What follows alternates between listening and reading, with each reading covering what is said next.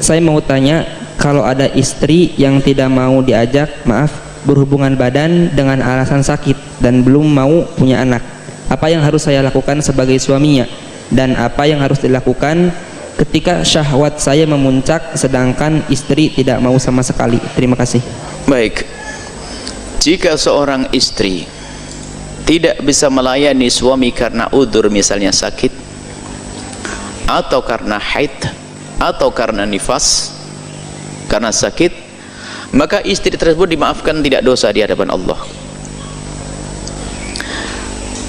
Tapi jika ada seorang istri menolak diajak berhubungan oleh seorang suami sementara tidak ada udzur, bukan karena haid, bukan karena sakit, kok tidak mau, ingat dengar ancaman dari Nabi. Idza da'a ar-rajul imra'atahu, jika ada seorang laki-laki mengajak istrinya ila firashihi, ke atas ranjang, fa'abat, kok perempuan itu ogah-ogahan, dan model wanita tuh banyak ogah-ogahan. Kalau sudah suaminya mengajak macam-macam, ngangkatin nasi lama-lama, menutup pintu lama-lama, ini model perempuan tuh. Nidurin anak lama-lama, sampai suaminya stres. Nah itu alasannya, padahal suaminya sudah mulai tadi manggil-manggil, dia nggak paham-paham. Bukan nggak paham, memang itu penyakit perempuan.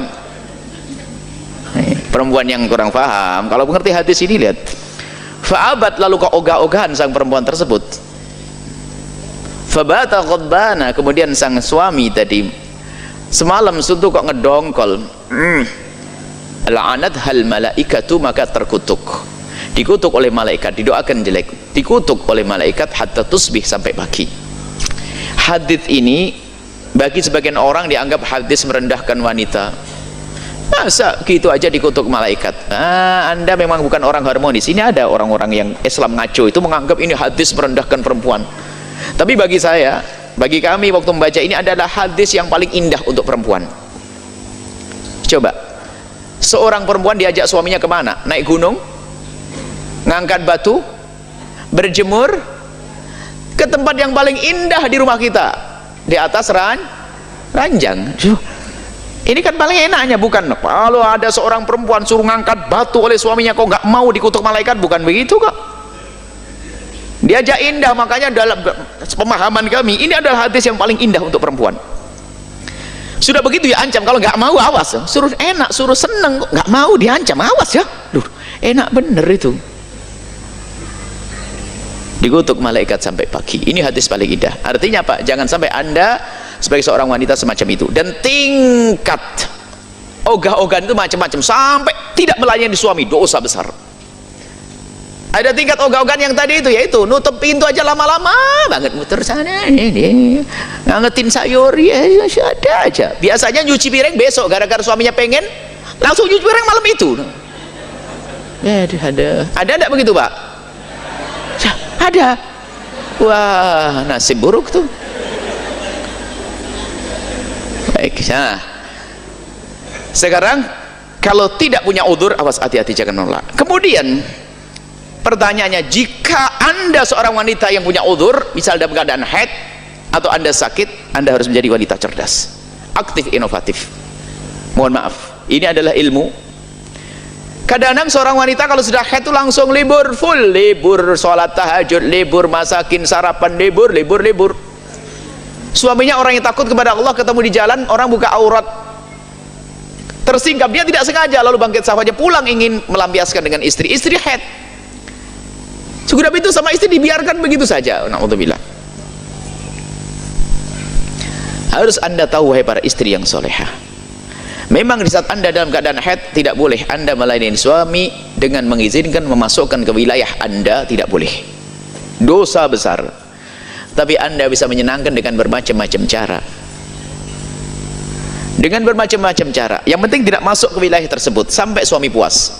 Apakah dengan, mohon maaf, ini mufakhadah dengan paha atau dengan tangan, asalkan tangan istri, maka suami tidak dosa. Tapi kalau suami mencari kesenangan dengan tangannya sendiri, Anda ikut dosa. Mungkin Anda sekedar demam kan di sini, yang lain kan tidak demam. Anda layani sampai dia selesai. Ini loh cerdas wanita. Jangan sampai seperti yang bertanya tadi, stres dia. Awas, ya selesai, ini kasusnya sudah selesai. Saya punya ilmu ya.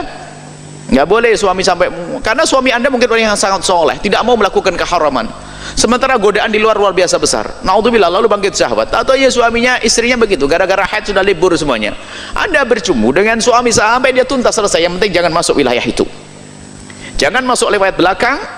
Dalam keadaan suci pun lewat belakang adalah haram, dosa besar. Jangan masuk wilayah depan dalam keadaan haid. Kalau Anda punya sakit, Anda bisa melakukan, yang penting selesai. Suami, jangan sampai suami mencari kesenangan dengan dirinya sendiri, apalagi naudzubillah melakukan zina di luar gara-gara seorang istri, naudzubillah. Baik, kemudian sisi lain, hei para suami, termasuk dosa Anda jika memaksa istri untuk melayani dengan cara yang khusus tadi. Jika istri tidak mampu, mungkin dalam keadaan sakit, Anda tidak boleh memaksa istri dalam keadaan sakit untuk melakukan itu. Mungkin ada lain lagi, misalnya istri sakit, sakitnya adalah sakit urusan mandinya. Jadi ada istri kalau kesentuh air, Masya Allah, maka Anda jika kasus yang semacam itu jangan takut mandi, Anda tetap melayani suami. Anda boleh bertayamum, agak debu, tayamum. Karena apa? Anda kalau bersentuhan dengan air akan merasa sakit, maka tetap ada caranya. Yang penting urusan yang satu ini tolong diselesaikan dengan ilmu juga. Jangan sampai dibiarkan suami terlantar. Nah, suami terlantar stres, naik pitam, makanya emosian.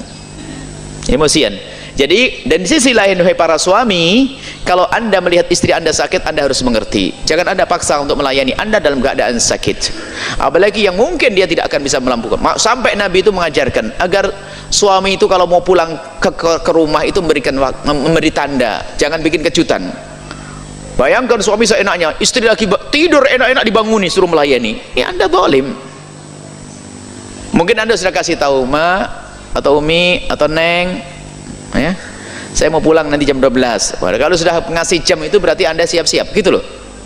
Yang paham, cerdas, suruh belanja tok cerdasnya, ini kan repot. Ya seperti itulah. Semoga Allah menjaga kita semuanya.